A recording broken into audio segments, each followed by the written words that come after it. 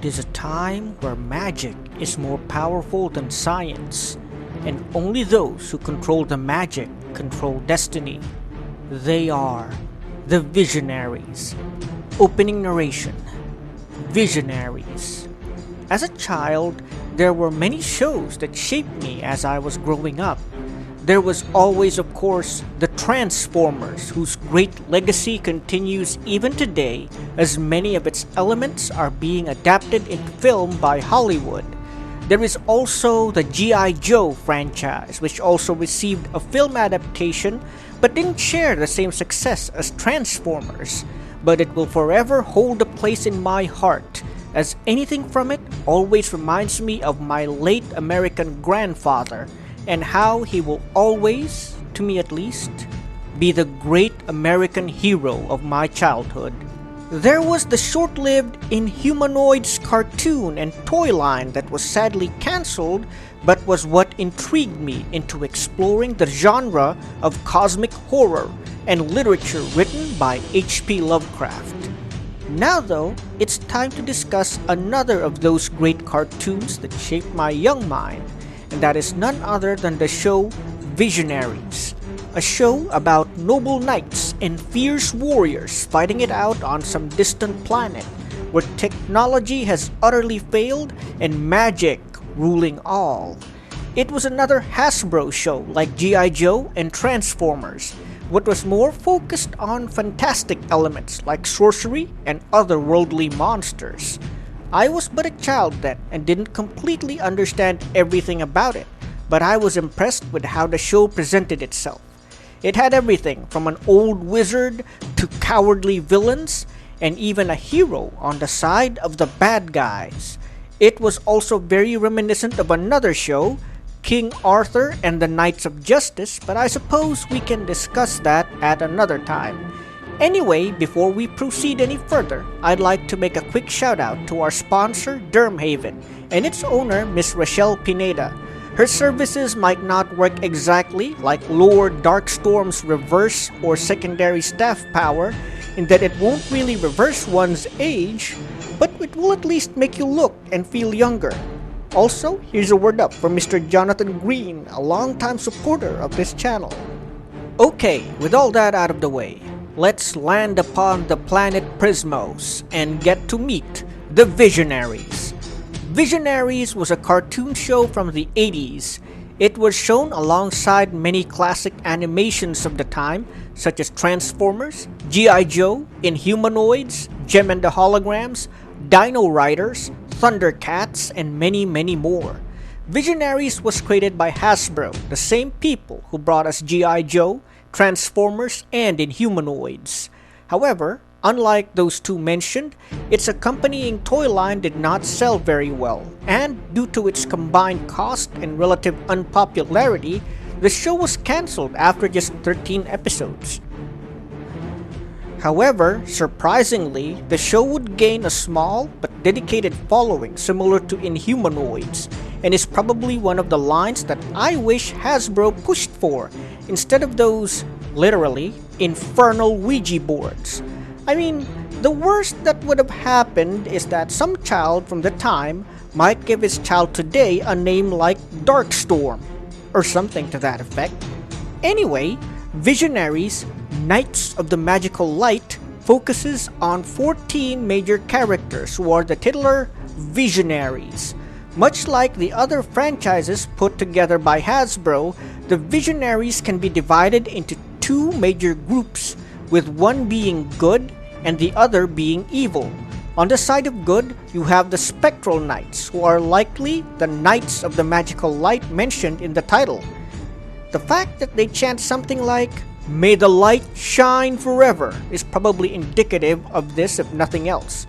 Then, on the side of evil, you have the Darkling Lords, who are in many ways the polar opposites of the Spectral Knights. Where the Spectral Knights were loyal, courageous, and wore colors associated with good, such as blue and white, the Darkling Lords were treacherous, cowardly, and wore dark colors like red, black, and sickly green. Even their powers were indicative of their allegiances, with the spectral knights being able to shift into the form of more beloved animals like lions, bears, eagles, and dolphins, and had magical staves that were associated with wisdom, knowledge, and light speed. On the opposite end, you had the Darkling Lords, who could change into creepy or disgusting creatures like a giant, monstrous snail, a lizard, a beetle, and a shark, and their staves wielded the power of decay, destruction, and fear. Anyway, to start off, as already mentioned, Visionaries takes place on another planet called Prismos. To start with, the planet is shown to be a world blessed with highly advanced technology. While far from perfect, since it is clearly shown that Prismos still had crime and corruption festering in its society, these were merely background issues, and most people lived well and happy thanks to having very helpful medical science and robots that did most of the heavy work for the people. Then, the three suns, which Prismos orbited around, suddenly aligned and threw the planet into disarray. Technology stopped working altogether despite all the efforts of scientists to make them last longer. Robots ceased functioning, and while medicine still had their potency, the means to manufacture them were lost, along with most records that were saved on computers that have shut down permanently. No complex machine more complicated than water wheels or forged bellows worked again. It was then that a mysterious figure known as Macleod appeared and announced that the age of science had ended and that now the age of magic had begun. People dismissed it at first, refusing to believe anything Macleod said, thinking them to be nothing more than nonsense. However, as things wore on and more unexplainable things began happening, people began to take notice. It was only when Macleod, who was revealed to be a wizard thousands upon thousands of years old, gave incredible power to both the Spectral Knights and Darkling Lords, that the truth was finally shown in full. Every 7,000 years, the three suns of the planet Prismos align, changing the age of science to the age of magic, and back again after another 7,000 years. It is shown that the ages of Prismos are cyclical, and it just turns out that the current Visionaries are a part of that ever-changing cycle. The Spectral Knights include Leoric, the leader, whose totem or animal form is that of a lion, and wields the Staff of Wisdom. While certainly useful, the owl that comes out of Leoric's staff speaks in cryptic riddles that few, if any of them, understand. As was stereotypical of shows at the time, the Spectral Knights are presented as the ultimate heroes of their world, and the only ones working to save it after the world's technology failed and the time of sorcery began. The Darkling Lords, in turn, are led by Darkstorm, a conniving man who can take the form of a bizarre mollusk that looks like something from Junji Ito's Uzumaki or Kentaro Miura's Berserk. Anyway, he also wields the Staff of Decay that can make a person age rapidly, but can also reverse it instantly as he pleases.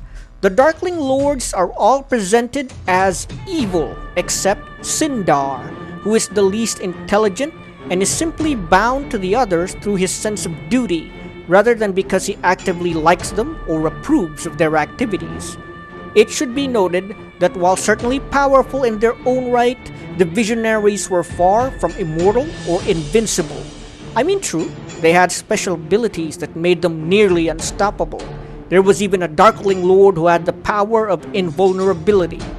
That said, these powers were bestowed by Macleod, and some of them needed to be recharged every time they were used. Again, it would have been interesting how the show might have turned out if it didn't get cancelled. It would have also been interesting to see if any more would join their number, as was the case with other Hasbro properties like Transformers and G.I. Joe, who often had new characters every other season. They could even do a cool crossover, since I remember the character Iceberg from G.I. Joe being turned into an orca of all things. While the toys did make the show unpopular, as mentioned, there were still quite a number of people who loved the show anyway. For instance, it was well received by fans of many other Hasbro productions due to the presence of Chris Latta as a voice actor, the man behind characters such as Starscream, Cobra Commander, and Decompose. Well, it seems there was a comic book adaptation where the Visionaries encountered the Transformers. However, they changed a lot of things and I haven't read the comics. It might be one of the few things worth taking a look into if I have more time. Also, I'd like to announce that I am continuing my work on my Hired Help wargame. Again, it'll mostly be available for free, but if you would like to support me, you can check out my Patreon page down below. It's essentially a wargame with many ideas from 80s cartoons like G.I. Joe, Transformers, and Visionaries, kinda like the Cartoon Action Hour RPG. It's also got concepts from Warhammer 40,000 and Trench Crusade. Anyway, that's it for this episode of Natural Juan. I certainly hope you enjoyed this video. If you did, you can hit that subscribe button so you'll see more content like this. Now, if you'd also like to support my channel and what I do here, you'll see my PayPal, Patreon, and Gcash information in the description below. Natural Juan,